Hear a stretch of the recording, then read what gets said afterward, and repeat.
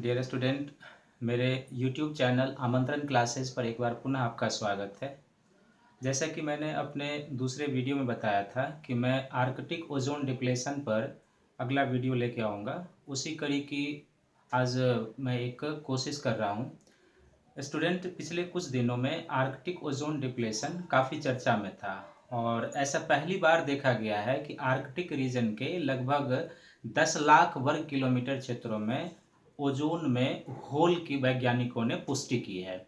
आइए आज हम इसी टॉपिक को जानने का प्रयास करते हैं। और ये जो टॉपिक है, स्टेट पीसीएस और यूपीएससी दोनों के पीटी और मेंस के दृष्टिकोण से बहुत ही महत्वपूर्ण टॉपिक है, उपयोगी टॉपिक है। ये आने वाले पीटी एग्जाम में भी पूछे जा सकते हैं और मेंस एग्जाम में भी पूछे जा सकते हैं। तो आइए इस टॉपिक को हम लोग जानते हैं। आज इस टॉपिक में हम लोग जानने का प्रयास करेंगे सबसे पहले कि आर्कटिक रीजन क्या है, पहला। दूसरा, इस आर्कटिक रीजन में ओजोन होल का कारण क्या है। तीसरा, इस ओजोन होल का प्रभाव क्या होगा। और चौथा, इसके संदर्भ में मॉन्ट्रियल प्रोटोकॉल जो 1987 में हुआ था, इस मॉन्ट्रियल प्रोटोकॉल में क्या इसके बारे में प्रावधान है। इसको हम लोग बिल्कुल एक अलग अलग और को रिलेटेड टॉपिक के रूप में समझने का प्रयास करेंगे। जैसा कि ये मानचित्र है, तो इस मानचित्र पर हमने जो वर्ल्ड का मानचित्र है उस पर हमने आर्कटिक रीजन को दिखाने का प्रयास किया है। तो सबसे पहले हम लोग ये जान लेते हैं कि आर्कटिक रीजन कहेंगे किसको, और उसके बाद हम लोग ओजोन होल के कारण पर पहुंच जाएंगे। तो स्टूडेंट, आर्कटिक रीजन को हम कई तरीके से परिभाषित करते हैं। सबसे पहला कि जिस तरीके से दक्षिणी ध्रुव और उसके आसपास के क्षेत्र को हम लोग अंटार्कटिका कहते हैं, ठीक उसी प्रकार उत्तरी ध्रुव यानी आर्कटिक महासागर, उसमें उपस्थित द्वीप और उसके आसपास के क्षेत्र को हम लोग आर्कटिक रीजन के नाम से जानते हैं, पहला। दूसरा, इसकी व्याख्या होती है कि जो आर्कटिक शब्द है ये यूनानी भाषा आर्किटोक्स से व्युत्पन्न है और जिसका शाब्दिक अर्थ होता है जो नक्षत्र मंडल सप्तऋषि है या उत्तरी ध्रुव तारा को ये इंगित करता है। ये दूसरी व्याख्या है। तीसरी व्याख्या इसके अंतर्गत आती है जो हमने इस पर बनाया है कि 66.5 डिग्री उत्तरी अक्षांश की रेखा जो आर्कटिक वृत्त है, इस आर्कटिक वृत्त के उत्तर का जो क्षेत्र है, इसी उत्तर के क्षेत्र को हम लोग आर्कटिक रीजन के रूप में जानते हैं। और चौथी इसकी व्याख्या होती है कि आर्कटिक रीजन वो क्षेत्र है जहां उष्णतम महीने का तापमान, आर्कटिक रीजन में उष्णतम महीना जुलाई का होता है और उष्णतम महीने का तापमान भी औसत तापमान 10 डिग्री सेंटीग्रेड के नीचे होता है। ऐसे क्षेत्र को ही हम लोग आर्कटिक रीजन के नाम से जानते हैं। तो इस आर्कटिक रीजन में कौन कौन सा क्षेत्र आएगा वो आप देख लीजिए। ये यूएसए का अलास्का का क्षेत्र आएगा, दूसरा उत्तरी कनाडा का क्षेत्र आएगा, ग्रीनलैंड का क्षेत्र आ जाएगा, यहाँ पर आइसलैंड है उसका क्षेत्र आ जाएगा, फिर यहाँ नॉर्वे है उसका आ जाएगा, फिर यहाँ पर फिनलैंड है उसका आ जाएगा, स्वीडन है उसका आ जाएगा, और रूस का जो उत्तरी साइबेरिया का क्षेत्र है वो। और इसके अतिरिक्त ये जो आर्कटिक सागर और इसमें अवस्थित कई सारे द्वीप हैं, इस पूरे क्षेत्र को हम लोग आर्कटिक रीजन के नाम से जानते हैं। तो ये जो आर्कटिक क्षेत्र है, इस आर्कटिक क्षेत्र में ओजोन का डिप्लेशन क्यों हुआ है, इस टॉपिक पर हम लोग अब चलते हैं। देखिए, वैज्ञानिकों ने आर्कटिक क्षेत्र में ओजोन डिप्लेशन के 3 कारण बताए और इसके अध्ययन करने के बाद हम लोगों को ऐसा प्रतीत होगा जिस तरह से अंटार्कटिका रीजन में बसंत के समय ओजोन का डिप्लेशन होता है, ठीक उसी तरीके से इस बार आर्कटिक रीजन में भी ओजोन का डिप्लेशन हुआ है। वैज्ञानिकों ने इस ओजोन डिप्लेशन के लिए 3 कारण बताए। सबसे पहला कारण बताया है कि आर्कटिक रीजन में इस बार अत्यधिक ठंड पड़ी है और अत्यधिक ठंड पड़ने के कारण क्या था कि इस आर्कटिक रीजन का जो तापमान था वो -80 डिग्री सेंटीग्रेड तक चला गया था। तो पहला कारण कि जो शीत ऋतु है आर्कटिक रीजन का, चूंकि उत्तरी गोलार्ध है तो उत्तरी गोलार्ध में शीत ऋतु कब होगा, जो दिसंबर जनवरी का महीना होता है वो। तो यानी कि शीत ऋतु में अत्यधिक ठंड पड़ा था और आर्कटिक रीजन का तापमान जो है सो -80 डिग्री सेंटीग्रेड तक चला गया था। दूसरा इसका कारण था कि इस क्षेत्र में आर्कटिक रीजन में इस बार पोलर वर्टेक्स चला था। ये जो पोलर वर्टेक्स होता है ये एक प्रकार का ध्रुवीय वातावर्त होता है, एक प्रकार की भावरदार पवनें होती है जो काफी तेज गति से चलती है, और ये ध्रुवीय क्षेत्र से आता है। इसी ध्रुवीय क्षेत्र से आने वाले पोलर वर्टेक्स के कारण जो आर्कटिक रीजन है उसका टेम्परेचर -80 डिग्री सेंटीग्रेड तक चला गया था।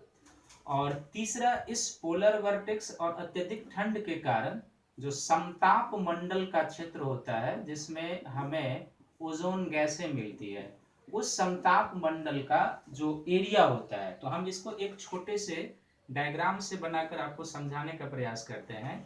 जैसे हम लोग जब अपने वायुमंडल का स्ट्रेटिफिकेशन करते हैं तो ये 5 मंडलों में या 5 लेयर में बटा है। ये 8 किलोमीटर हो जाएगा और इसको हम 16 या 18 किलोमीटर तक मानते हैं।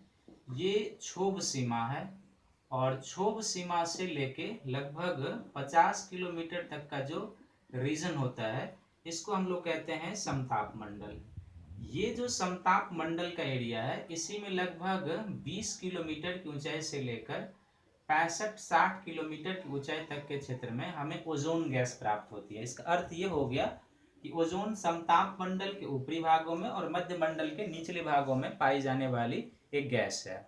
बेसिकली ओजोन का जो मूल कंसंट्रेशन है ये 25 से 35 किलोमीटर के बीच मुख्य रूप से समताप मंडल में है। और जैसे यहाँ क्लियर है कि जो ओजोन है ये ऑक्सीजन के 3 परमाणु से मिलकर बना हुआ एक गैस है जो देखने में नीले रंग का होता है और इससे सड़ी हुई मछली की तरह बदबू आती है। तो यहाँ पर क्या होगा, अब यदि हम इस रीजन को आर्कटिक रीजन मान लें तो ये समताप मंडल होगा और इसी क्षेत्र में हमें ओजोन गैस मिलती है। तो इस अत्यधिक ठंड और पोलर वर्टेक्स के कारण समताप मंडल में तो इसका जो ये जो टेम्परेचर है, ये क्षोभ मंडल का जो टेम्परेचर है ये टेम्परेचर -80 डिग्री के आसपास आ गया था। अब इस माइनस टेम्परेचर के ऊपर का जो समताप मंडल का एरिया है, इस समताप मंडल में यदि थोड़ी भी नमी हो तो वो नमी क्या होता है कि इस अत्यधिक लो टेम्परेचर वायु के संपर्क में आने के कारण क्या होता है कि एक प्रकार के बादल का निर्माण कर बैठता है। और ये जो बादल होता है ये आइस क्रिस्टल से युक्त बादल होता है, और उस आइस क्रिस्टल से युक्त बादल के कारण अब चौथा यहाँ पर क्या हो गया कि समताप मंडल में एक हिमकण से युक्त बादल का निर्माण हो जाना। इस हिमकण से युक्त बादल के बन जाने के कारण क्या होता है कि जो इस रीजन में हाइड्रोजन गैसें होती है, ये जो 5वां पॉइंट अब हो जाएगा, हाइड्रोजन गैसें इस क्लाउड को शीत ऋतु में पार नहीं कर पाती। हाइड्रोजन गैस में मुख्य रूप से 5 गैसें आती है। इसमें एक फ्लोरीन आता है, दूसरा क्लोरीन आता है, तीसरा ब्रोमीन आता है, चौथा आयोडीन आता है और 5वां स्टेटीन आता है। ये हैलोजन या हैलोन्स गैस भी कहलाते हैं और अत्यधिक क्रियाशील गैसें होती है, और ठंड क्षेत्र में इन गैसों की क्रियाशीलता काफ़ी अधिक बढ़ जाती है। इसमें जो क्लोरीन है, जो फ्लोरीन है और जो ब्रोमीन है, ये ओजोन के साथ श्रृंखला अभिक्रिया करना शुरू करती है। और श्रृंखला अभिक्रिया में हम लोग जानते हैं कि जब कोई भी परमाणु अभिक्रिया में भाग लेता है तो उसका तब तक विखंडन होते रहता है कि जब तक कि वह पूरी तरह से विखंडित नहीं हो जाता है। तो इस हिमकण से युक्त बादल के कारण क्या होता है हुआ था कि ये जो हैलोजन गैसें हैं शीत ऋतु में ये ऊपरी भागों में नहीं जा पाए थे। लेकिन छठा कारण, जब आर्कटिक रीजन में बसंत ऋतु आया था। बसंत ऋतु कहने का अर्थ है कि जो फरवरी और मार्च का, शोध में यही पुष्टि हुआ है कि ये जो मार्च का महीना था, पिछले बीता हुआ मार्च का महीना, इसी में आर्कटिक रीजन के लगभग 10 लाख वर्ग किलोमीटर क्षेत्र में ओजोन में होल हुआ है। तो फिर से हम एक बार रिपीट कर लेते हैं। पहला पॉइंट हो जाएगा इस डिप्लेशन का कि आर्कटिक रीजन में अत्यधिक ठंड का पड़ना, यानी यहाँ का टेम्परेचर -80 डिग्री सेंटीग्रेड तक चला गया था। ध्रुवीय क्षेत्र से चलने वाला पोलर वर्टेक्स, इसी ने टेम्परेचर को डिक्रीज किया था। तीसरा, समताप मंडल में इस पोलर वर्टेक्स अत्यधिक निम्न ताप के कारण क्या हुआ था, इसमें यदि थोड़ी भी नमी रही होगी तो इस माइनस टेम्परेचर के वायु के संपर्क में आने के कारण इन जो जलवाष्प की बूंदें होती है या जो नमी होती है वो संघनित होकर एक प्रकार के बादलों का निर्माण कर बैठता है। उस बादल के कारण क्या होता है कि जो हैलोजन गैसें होती है वो ऊपर नहीं जा पाती है। कब? शीत ऋतु में, क्योंकि वो क्लाउड का जो लेयर होता है वो अपारदर्शी होता है, वो चीजों को बाहर जाने से रोकता है। इसीलिए आप देखते हैं कि जब भी कभी रात को बादल लग जाते हैं तो वो रात हमें अधिक गर्म दिखाई देता है। इसका रीजन ये गर्म प्रतीत होता है। इसका रीजन यही है कि पृथ्वी का जो रेडिएशन होता है, जिसको हम लोग टेरेस्ट्रियल रेडिएशन कहते हैं, उसको बादल बाहर जाने से रोक देता है। इसलिए सामान्य रात की तुलना में बादलों से युक्त रात में हमें अधिक गर्मी महसूस होती है। लेकिन जब बसंत ऋतु का समय आर्कटिक रीजन में आया था, तो फरवरी और मार्च के महीने में, तो ये जो हिमकण से युक्त बादल होते हैं, ये सौर किरणों के प्रति अति संवेदनशील होते हैं। और जब सौर किरणें इन हिमकण से युक्त बादलों पर पड़ती है, तो ये बादल बिखरने लगते हैं, टूटने लगते हैं। और बिखर कर टूटने के बाद इन बादलों के प्रभाव से जो क्षोभ मंडल और समताप मंडल के निचले भागों में हैलोजन गैसें फंसी रहती है। हैलोजन गैस में कौन कौन बताया था? जो फ्लोरीन है, जो क्लोरीन है, जो ब्रोमीन है, जो आयोडीन है और जो स्टेटिन है। ये हैलोजन गैसें क्या होती है? तेजी से मुक्त करती है, बाहर निकलती है और ओजोन से श्रृंखला अभिक्रिया करके इसको तोड़ना शुरू करती है।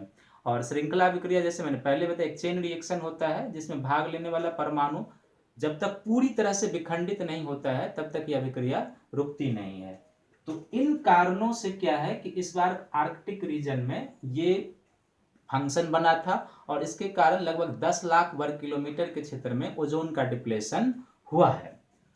अब इस ओजोन के डिप्लेशन का जो है प्रभाव क्या होगा और कैसे, वैज्ञानिकों का जो अनुमान है, सबसे पहला तो इसका प्रभाव यही होगा कि जब ओजोन डिप्लेशन होगा तो सूर्य का जो यूवी है, परावैंगनी विकिरण है, वो धरातल पर अधिक आएगा।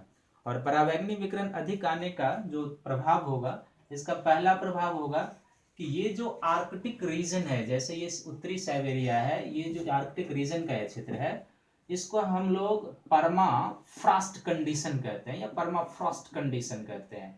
परमाफ्रॉस्ट या परमाफ्रॉस्ट कंडीशन ऐसे क्षेत्र को कहते हैं जो अस्थाई हिम या तुषार का क्षेत्र होता है। और अस्थाई हिम और तुषार का क्षेत्र होने के कारण क्या है कि इस आर्कटिक रीजन के क्षेत्रों में इस हिम के नीचे मीथेन और कार्बन डाइऑक्साइड दबे हुए हैं। यदि यूवी अधिक आता है तो जाहिर सी बात है कि इन क्षेत्रों का टेम्परेचर बढ़ेगा और टेम्परेचर बढ़ने से क्या होगा कि ये जो परमाफ्रॉस्ट है ये पिघलना शुरू होगा और जब पिघलेगा तो इसमें जो फंसे हुए मीथेन और कार्बन डाइऑक्साइड है वो मुक्त होंगे। और मीथेन और कार्बन डाइऑक्साइड हम जानते हैं कि ग्रीन हाउस गैस है। इसका अर्थ है कि इससे ग्लोबल वार्मिंग और बढ़ेगा। और यही रीजन है कि पृथ्वी के अन्य क्षेत्रों के तुलना में आर्कटिक रीजन जो है 2 गुने रेट से गर्म हो रहा है। ये नए वैज्ञानिक अनुसंधानों में पुष्ट हुआ है कि पृथ्वी के अन्य भागों की तुलना में आर्कटिक रीजन तेजी से गर्म हो रहा है। अब जब ये जाहिर सी बात है कि इस क्षेत्र का टेम्परेचर बढ़ेगा तो आइस की मेल्टिंग होगी और आइस की मेल्टिंग होगी तो फिर सी लेवल बढ़ना शुरू होगा। और वैज्ञानिकों ने शोध करके ये रिसर्च निकाला है कि 2007 से लेकर 2019 के बीच में जो सी लेवल है वो काफी तेजी से बढ़ा है। तो पहला पॉइंट क्या होगा? परमाफ्रॉस्ट पिघलेगा। दूसरा पॉइंट क्या होगा कि सी लेवल राइज करेगा। तीसरा पॉइंट इसका होगा कि ग्लोबल वार्मिंग भी बढ़ेगा, जैसे मैंने पहले ही बताया है। चौथा पॉइंट इसका ये होगा कि इस यूरोपीय रीजन के जो देश इस क्षेत्र में आएंगे, जैसे रूस का एरिया आएगा, फिनलैंड का एरिया आएगा, स्वीडन का है, यहाँ पे नॉर्वे का है, यहाँ आइसलैंड, ग्रीनलैंड, कनाडा और अलास्का। इन क्षेत्र में रहने वाले लोगों को भी कई प्रकार की बीमारियों का सामना करना पड़ेगा। क्योंकि हम लोग जानते हैं कि जो ओजोन लेयर होती है वो पृथ्वी और मानव के लिए सुरक्षा कपाट का काम करती है, क्योंकि यह सूर्य से आने वाली हानिकारक परावैंगनी विकिरण को एब्जॉर्ब कर लेती है। अब चूंकि ओजोन डिप्लेट हो रहा है तो वो हानिकारक परावैंगनी विकिरण जो होगा वो धरातल पर आएगा। तो यहाँ के लोगों को स्किन कैंसर, मोतियाबिंद जैसी बीमारियों का प्रकोप बढ़ना शुरू हो जाएगा। जीव जंतु और वनस्पतियों के लिए भी हानिकारक होगा, क्योंकि यूवी किरणें जो होती है वो वनस्पतियों के जो पत्तियों में क्लोरोफिल वर्णक, जिनको हम लोग मैग्नीशियम कहते हैं, उसको ये प्रभावित करेगा। इससे क्या होगा कि वनस्पतियों के प्रकाश संश्लेषण की क्षमता कम होगी। और वनस्पतियों के प्रकाश संश्लेषण की क्षमता कम होगी तो ऑब्वियसली उनकी उत्पादकता कम होगी और पारिस्थितिकी का तनाव एक तरीके से उत्पन्न होना शुरू हो जाएगा। और जीव जंतुओं में भी म्यूटेशन देखने को मिलेगा। म्यूटेशन हम लोग कहते हैं कि ऐसा गुण जो जीवों में पहले नहीं था परंतु अचानक आ गया। इस अचानक आने वाले जीन संबंधी गुण को हम लोग म्यूटेशन कहते हैं। तो इस तरीके के परिवर्तन यहाँ पर देखने को मिलेंगे, जैसा कि वैज्ञानिकों ने बताया है।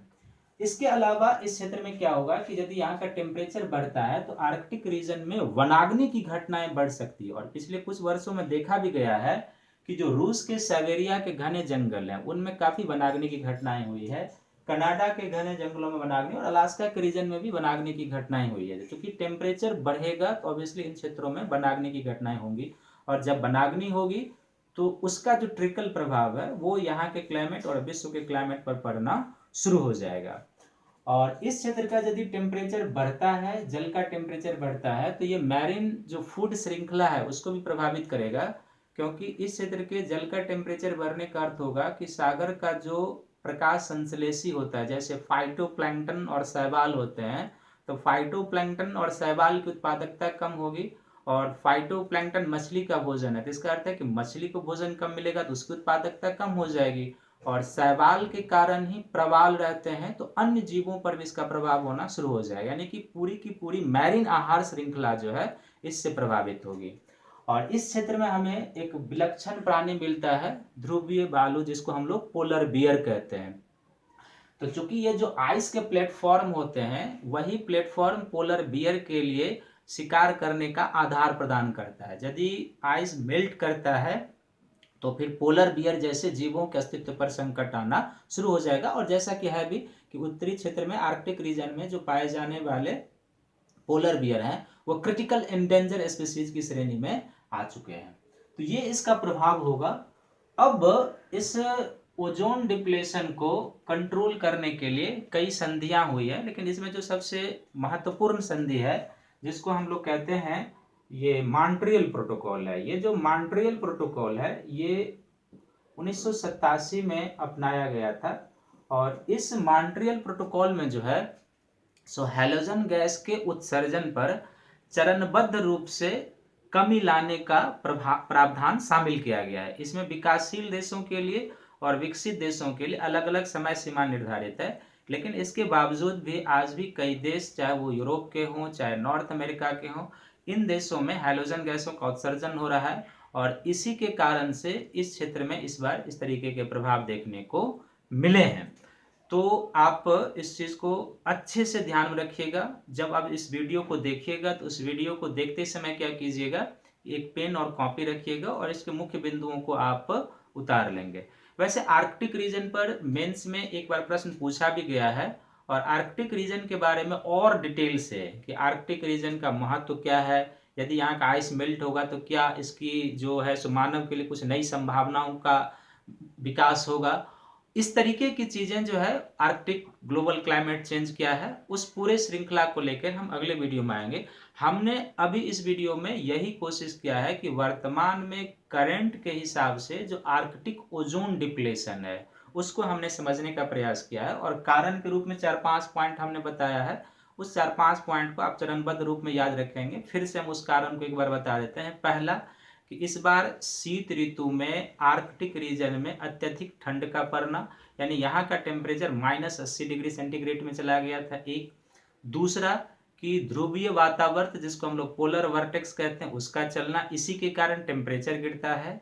तीसरा कि समताप मंडल में इस पोलर वर्टेक्स के कारण और जो क्षोभ मंडल के बिल्कुल माइनस की टेम्परेचर वाली वायु उसके प्रभाव से एक प्रकार के बादल का बनना जिसको हम लोग समताप मंडलीय बादल कहेंगे। चौथा, इस बादल के कारण क्या है कि शीत ऋतु में जो हाइड्रोजन गैसें हैं वो बाहर मुक्त नहीं हो पाई। पांचवा, ये जो बादल होता है ये सौर प्रकाश के प्रति अति संवेदनशील होते हैं। जब बसंत ऋतु आर्कटिक रीजन में आएगा तो बसंत ऋतु जाहिर सी बात है कि हम लोग उत्तरी गोलार्ध में रहते हैं, और बसंत कब होता है हमारे यहाँ, फरवरी मार्च का जो महीना होता है वो बसंत का होता है। तो बसंत में जब यहाँ पर सौर किरणें पहुंचती है तो उसके प्रभाव से वो जो बादल समताप मंडल के निचले भागों में बने होते हैं वो मेल्ट होने शुरू हो जाते हैं, और उसके नीचे जो फंसे हुए हैलोजन गैसें होती है वो तेजी से मुक्त होती है और ओजोन से श्रृंखला अभिक्रिया करना शुरू करती है और उसको वो ब्रेक करना शुरू करते हैं। हैलोजन गैस में कौन कौन सा आएगा, तो इसमें हमने बताया था कि फ्लोरीन आता है, क्लोरीन आता है, ब्रोमीन होता है, आयोडीन होता है और स्टेटिन होता है। तो स्टेटिन एक रेडियोएक्टिव गैस है, ये बहुत कम समय के लिए इसके आइसोटोप्स वायुमंडल में होते हैं। और आयोडीन जो है वो ठोस रूप में पाया जाता है। तो तीन गैसें फ्लोरीन, क्लोरीन और ब्रोमीन, ओजोन के साथ श्रृंखला अभिक्रिया करती है और इसको ये तोड़ने का कार्य करता है। हालांकि वैज्ञानिकों का ये भी अनुमान है कि जैसे जैसे गर्मी बढ़ेगी, आर्कटिक रीजन में सौर प्रकाश पहुंचेगा, सूरज की अल्ट्रावायलेट किरणें पहुंचेंगी, तो ओजोन का फिर से फॉर्मेशन शुरू हो जाएगा। लेकिन यह भी एक प्रश्न है कि लगभग 10 लाख वर्ग किलोमीटर के क्षेत्र में ओजोन का डिप्लेशन हुआ है, क्या इतना बड़ा ओजोन होल फिर से भर पाएगा या नहीं भर पाएगा, ये आने वाले समय का रिसर्च ही हमें बताएगा। तब तक के लिए आप इस वीडियो को देखें, लाइक करें, सब्सक्राइब करें, और अगले वीडियो में हम अंटार्कटिका ओजोन डिप्लेशन को लेकर आए, क्योंकि दोनों का फंक्शन कुछ मिलता जुलता है। अंटार्कटिका में भी बसंत ऋतु में ओजोन का डिप्लेशन होगा, लेकिन अंटार्कटिका का जो बसंत ऋतु होगा वो हमारे यहाँ के बसंत ऋतु से जस्ट रिवर्स होगा, ये आप ध्यान रखेंगे, क्योंकि अंटार्कटिका दक्षिणी ध्रुव पर है।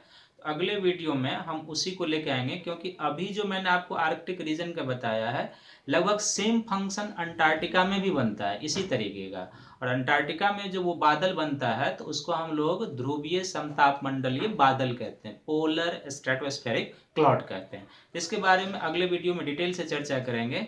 तब तक अपने घरों में सुरक्षित रहें, सेहतमंद रहें, और ऑनलाइन वीडियो का फ़ायदा उठाते हुए अपने तैयारी को और धारदार और मजबूत बनाते रहें। धन्यवाद।